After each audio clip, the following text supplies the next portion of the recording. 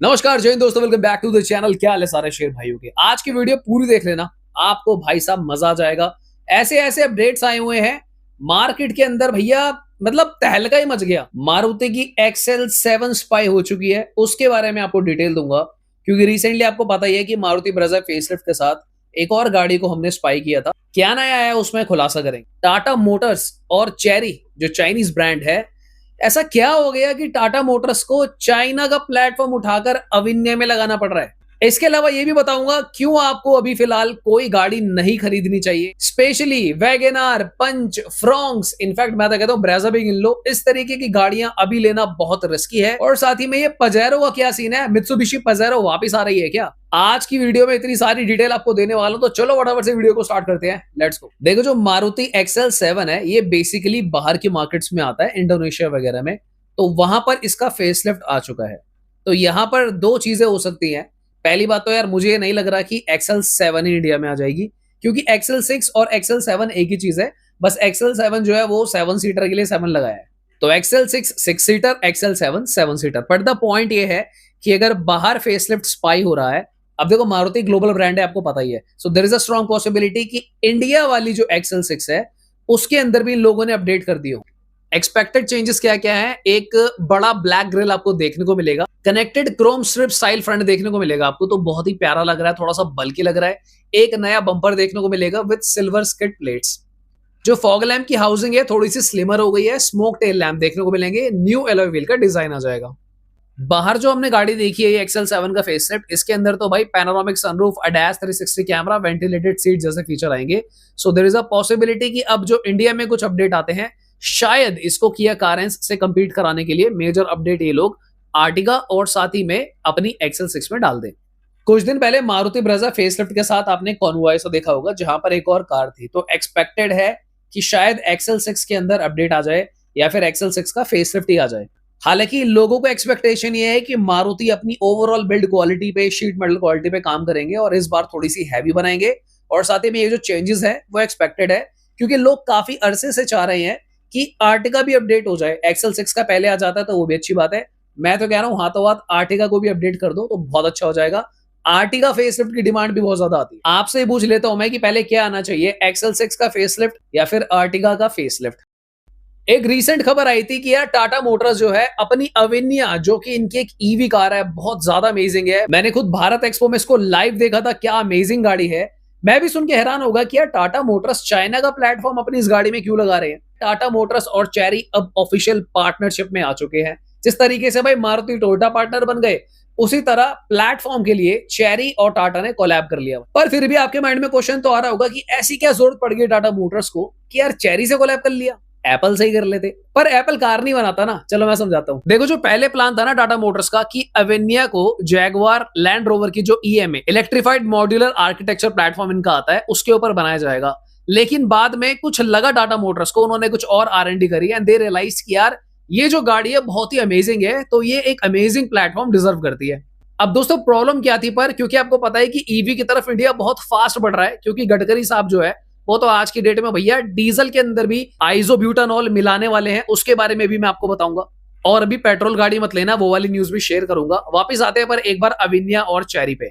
So long story short, Tata Motors को लगा कि यार अगर हम एक नया प्लेटफॉर्म बनाएंगे, दोबारा से R&D करेंगे, तो यार सिंपल सी बात है। देखो टाटा एक बड़ा ब्रांड है, कहीं नहीं जाते इनके 3 से 5 साल, तो इतना टाइम नहीं था भाई। इतने टाइम में तो महिंद्रा 4-5 और XCV ले आएगा। तो अब टाटा ने ऑफिशियली कंफर्म कर दिया है कि जो पहली एवेन्या ईवी होगी, जिसका जो लॉन्च है 2026 के एंड या फिर 2027 की स्टार्टिंग में, चेरी JLR का जॉइंट वेंचर है जिसमें फ्रीलैंडर प्लेटफॉर्म बन रहा है इनका, तो ये उसके ऊपर बेस्ड होगी। अब आप ये बिल्कुल मत समझ लेना कि अवेन्या चाइना में बनेगी। भाई अवेन्या इंडिया में ही बनेगी, इंडिया में ही पूरा रेडी होगा। बस प्लेटफॉर्म जो है इसका आउटसोर्स हो रहा है। पूरा का पूरा जो प्रोजेक्ट है मेक इन इंडिया है, सेफ्टी बिल्ड सब कुछ एज इट इज रहने वाला। मित्सुबिशी पजेरो का क्या सीन है उसके बारे में बताऊंगा, पर मैं एक बार आपको क्लियर कर दूं कि मैं क्यों बोल रहा हूं कि छोटी गाड़ी मत खरीदो, वैगनआर, पंच, ब्रेजा जैसी। क्योंकि दोस्तों 5 तारीख को है एनवायरमेंट डे, जिसको हिंदी में बोलते हैं पर्यावरण दिवस। अब आपको ऑलरेडी पता है, मैंने कुछ दिन पहले शेयर किया था कि गडकरी साहब ने बोला है कि जो आपकी फ्लेक्स फ्यूल गाड़ियां हैं उसको मारुति जो है रिवील करने वाला है।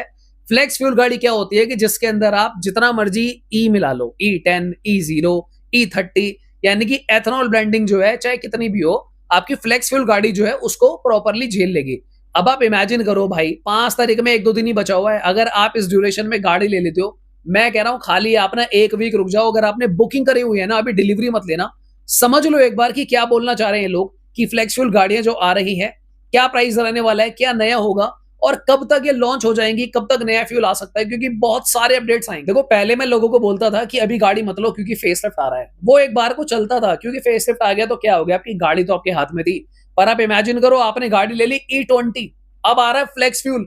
अब इमेजिन करो भाई वो गाड़ी कहीं की नहीं रहेगी। परसों ही मैं एक रील देख रहा था, किसी भाई ने VW टेरॉन ले ली भाई, उसने मेरे ख्याल से 56 पता नहीं 60 लाख की ली। वो बंदा तो भाई मिस्टर गडकरी को लाइव गाली बक रहा है रील में, क्योंकि भाई उसका दिल ही टूट गया, क्योंकि वो भाई E20 गाड़ी है। अब खबर आ रही है कि भाई E30 आएगा। खबर से याद आया, डीजल वालों ये सुन लो पहले। Isobutanol can be alternative for diesel. We can add 10% isobutanol into diesel. देख लिया आ गया स्वाद, इसलिए मैं बहुत टाइम से तो डीजल का रेकमेंड भी नहीं कर रहा था। इसके अंदर भी आइसोब्यूटानॉल मिलाने की बात हो चुकी है शुरू। अब आप सोच रहे होंगे कि भाई फ्लेक्स फ्यूल गाड़ी तो मारुति ला रहा है, तो आप टाटा पंच लेने से क्यों मना कर रहे हो? मैं तो टियागो लेने से भी मना कर रहा हूं। उसका रीजन क्या है दोस्तों, कि एक्सपो के अंदर कुछ साल पहले टाटा मोटर्स ने भी अपनी टाटा पंच फ्लेक्स फ्यूल को रिवील करा था। अब देखो टाटा मोटर्स वो एक ऐसी कंपनी है, वो अपनी गाड़ियों के ना वेरिएंट भी 50-60 निकाल देते थे। तो आपको क्या लग रहा है कि मारुति जब फ्लेक्स फ्यूल लाएगा तो टाटा मोटर्स इंतजार करेंगे? भाई मैं आपको बता रहा हूं, एक दिन बाद या कुछ घंटों बाद अपडेट आ जाएगा कि टाटा पंच भी फ्लेक्स फ्यूल आ सकती है। अब वही वाली बात हो जाएगी, आपने ले ली नहीं टाटा पंच नहीं टाटा टियागो, फ्लेक्स फ्यूल में क्या आ रहा है, क्या प्राइसिंग है। भाई कौन नहीं चाहता कि उस बंदे की गाड़ी आज के जमाने में भी 10 से 15 साल चल पड़े।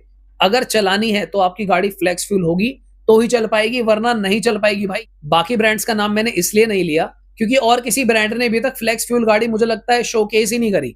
तो जिनके अवेलेबल है डेटा उसके बारे में तो बात करेंगे। पर अगर आप किसी और ब्रांड की गाड़ी लेने की भी प्लानिंग कर रहे हो तो भी अगर आप रुकते हो तो आपके लिए समझदारी होगी, क्योंकि दोस्तों देखो ऐसा बैट खरीदने का कोई फायदा नहीं है जो पहले ओवर के बाद ही हत्ती टूट जाए जिसकी। चलो नेक्स्ट चलते हैं मित्सुबिशी पजेरो वाली न्यूज पे। इंटरनेट पे 2 दिन पहले एक फोटो सी आ गई जिसमें ये ट्यूबलाइट के साइज की एलईडी लगा दी, ऊपर लिख दिया कि पजेरो इज कमिंग बैक। ये और लिख दिया कि Pajero as a brand name आएगा तो इसके नीचे पूरी सीरीज आएगी। जैसे पजेरो में आपकी मिनी एसयूवी आ सकती है पंच जैसी, पजेरो ब्रेजा के साइज की भी आएगी, पजेरो में आपको क्रेटा साइज भी मिलेगा। तो मतलब ये अलग अलग सेगमेंट में बहुत सारी पजेरो आने वाली है। अब लोग बहुत एक्साइटेड हो गए, मेरे पास भी 2 ईमेल आई कि सर पजेरो ले लें क्या, पजेरो का वेट कर ले। थोड़ी देर के लिए तो मैं कंफ्यूज हो गया कि भाई तेरे को पता ही नहीं है कि देश में क्या चल रहा है, पजेरो आ रही है, मित्सुबिशी आ रहा है। फिर जब मैंने इसको डबल चेक करा तो भाई मुझको क्या पता चलता है कि ये जो है ना बाहर होगा काम इंटरनेशनल मार्केट्स में। इंडिया में जब मित्सुबिशी नहीं है तो भाई कहां बेचोगे उसको? सिट्रन के शोरूम में बेचोगे क्या? पर सिट्रन तो खुद अपनी गाड़ी दूसरों के शोरूम में खड़ी करके बेच रहा है आजकल। हाँ मैं आपको सही बता रहा हूँ, सिट्रन ने दूसरे ब्रांड से कोलैब करा हुआ है, वो अपनी गाड़ियां वहां पार्क करवा देते हैं, मिलजुल कर काम चल रहा है। सो द पॉइंट इज कि भाई ये अफवाह है, कुछ नहीं हो रहा है ऐसा, टीपा टीपी चल रही है, क्लैरिटी किसी को है नहीं। कोई पजेरो नहीं आ रही इंडिया में, कोई कुछ नहीं आ रहा है, सब बकवास है। तो ऑलराइट, मुझे लगता है आप लोगों को सारी क्लैरिटी आ गई होगी। और मैं आपको लास्ट में फिर से बोलूंगा, अगर आप गाड़ी ले भी रहे हो, बहुत ही ज्यादा अर्जेंसी हो भाई, तभी लेना जब आप बिल्कुल रिस्क लेने के लिए तैयार हो, क्योंकि क्या ही बोलूं। और ऑलराइट, तो फिर आज की वीडियो के लिए इतने दोस्तों, please consider subscribing the channel. मिलते दोबारा किसी और दिन, बाय बाय, टेक केयर।